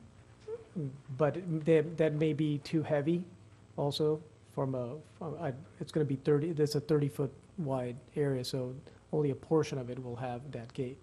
So we can work with staff to come up with something there that has a blocked off entry with a gate that can be a nice chain link fence or a screen. link, So no no chain chain, link. so chain link fence is out, so we'll have to come up with. Yeah, come with a work with decorative staff gate. on design guidelines. So, but what's the rest of the commission say about is that DG wrought versus iron? I like concrete? DG myself Are because we it's okay cheaper. with that? So we, Yeah, they don't have to irrigate it. And it's your easier to O&M maintain. costs. Our plan actually has a tubular steel gate spec'd out. It can, Conceptual wall and fence plan.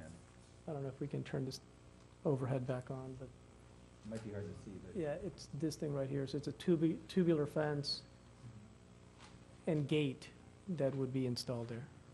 I'm okay with something like that. What about the rest of the commission think? Yeah, I have no problem not planning it, because you're gonna have property line fences or slash walls on both sides. So the only people seeing it is when you're turning around the cul-de-sac. So I think irrigating it's not really much of a visual benefit. Okay, so are we okay with that? Are we gonna- Yes. Okay, Yes. so we have that resolution, that condition in the park. Anything else that the commission wants to bring up? So just to be clear, we got additional shade, we got flattened some of the areas within the park to eliminate some of the berms, and additional trees close to the equipment for shade purposes, and DG over rock for the entry with the tubular fence as spec'd out. And a possible T-ball backstop. T-ball backstop at the park. Okay, having said that, if that makes everyone happy, then do we have a motion to approve the first resolution? I move that we approve the first resolution, which is number PC 15-216. 216, PC 216? The I have, resolution numbers on the screen are correct. huh? Okay, so the one in the book's wrong? Correct. Okay, Okay, so I'm just reading from the screen. sorry, yeah, Yep. I'm just reading from the book, go ahead. I move that we adopt resolution number PC 15-240, finding that no additional environmental review is required based upon the findings and conclusions incorporated in the staff report and resolution. Do we have a second? I'll second. We'll take a roll count. Roll Commissioner Doty? Yes. Commissioner Carwin? Yes. Commissioner Phillips? Yes. Vice Chair Sobek? Yes. Chair Thomas? Yes. Okay, would you like to make a motion on the second item along with the stated conditions? I think Commissioner Sobek should make the motion for her last meeting. Our last Right. great hoorah. And considering most of the amendments coming from her, I think that would be appropriate. I agree. Okay, thank you. I move that Commissioner Sobek makes the resolution. I second. All right, I recommend that we adopt resolution number PC 15-241, approving minor change to 2015-059, subject to the attached modified conditions of approval for tentative trap map 29777, and based upon the findings and conclusions incorporated in the staff report and resolution. Including the conditions And of include, tonight. yeah, it said condition, including the conditions of tonight. Do we have a second? Second? You're always turning. Second. I'll get it right. Roll call. Commissioner Doty? Yes. Commissioner Carwin? Yes. Commissioner Phillips? Yes. Vice Chair Sobek? Yes, Chair Thomas? Yes. Thank you. Thank you very much. thank you. Okay. Back here. We don't have any discussion items. Bob, do you have any comments or announcements for us tonight? Just other than I just want to wish everyone a happy and safe Thanksgiving. And also, I did want to mention with regards to the December meetings, with the second meeting in December, that would be, I believe, the Wednesday before. Christmas is on a Friday, that'd be the 23rd, so we may be looking at, if we have no items, we may not schedule any items for that meeting, so that one may be canceled. Okay, just let us Just know wanted to on bring that that. to the commission's attention. I will note, I will be gone that entire week, so. Then we definitely have to Definitely gonna cancel it, yes. Okay. Do the commissioners have any comments or items to bring up? I had a couple of things. One, a few meetings ago, I had asked about the code issue regarding the Ralph's Supermarket storing those bread trays on the balcony in the back. Do we have any update on that? I had talked with code enforcement about that, made them aware of it. I'll find out if there's anything or what, if there's any progress that's been made on that in terms of notifying them. But I don't have any other update at this time. And secondarily, what do we have any idea why the opening of Spirit Park was delayed? I know it was announced originally for Halloween, which was a terrible idea in the first place, but it's scheduled for December 5th. Is it on target for that opening? And what was the delay? And I'll refer to Jonathan Smith, our Public Works Director, and he can probably give you the specifics on that. Thank you. The developer fell short of accomplishing his goals in constructing the park, and that's why they didn't meet the first opening. They're struggling now to make the 5th work, but we do have it on the December 2nd agenda for council acceptance. So stay tuned. So it's still not 100% that it's going to open on the 5th? Well, it's agendized, it's on the agenda, and as far as we can see, it's 100%. However, who knows what could happen in the meantime. There's still some other inspections that need to take place. However, the developer has committed to us that he will do everything necessary to make sure that the second acceptance will be made. Thank you. And do we need to see a fond farewell to our... We praised you incredibly at the last meeting, but we didn't actually say goodbye to you. So congratulations on what I consider to be a promotion. Thank you. Thank you. It's, you know what, you guys caught me off guard last time too, so this time I've thought about just how much I've enjoyed working with you commissioners and some previous, and staff. It's been, for the last 3 years, it's been a wonderful learning process to be on the Planning Commission, to be part of making decisions that will enhance our community and benefit the people that live here. And I will miss serving with you. I enjoy coming and working together. I think we've been a good team. And we don't always agree on everything, but we are just very kind and cordial to each other. And thank you, developers, and those in the community who come out and support the decision-making that we make. And so I'm honored to serve the residents in another capacity, and hope that I'll continue to make the decisions that will be in the best interests and the health and well-being of the people that live here. We will miss you, and we are grateful for your service, and you will be installed Wednesday night, right?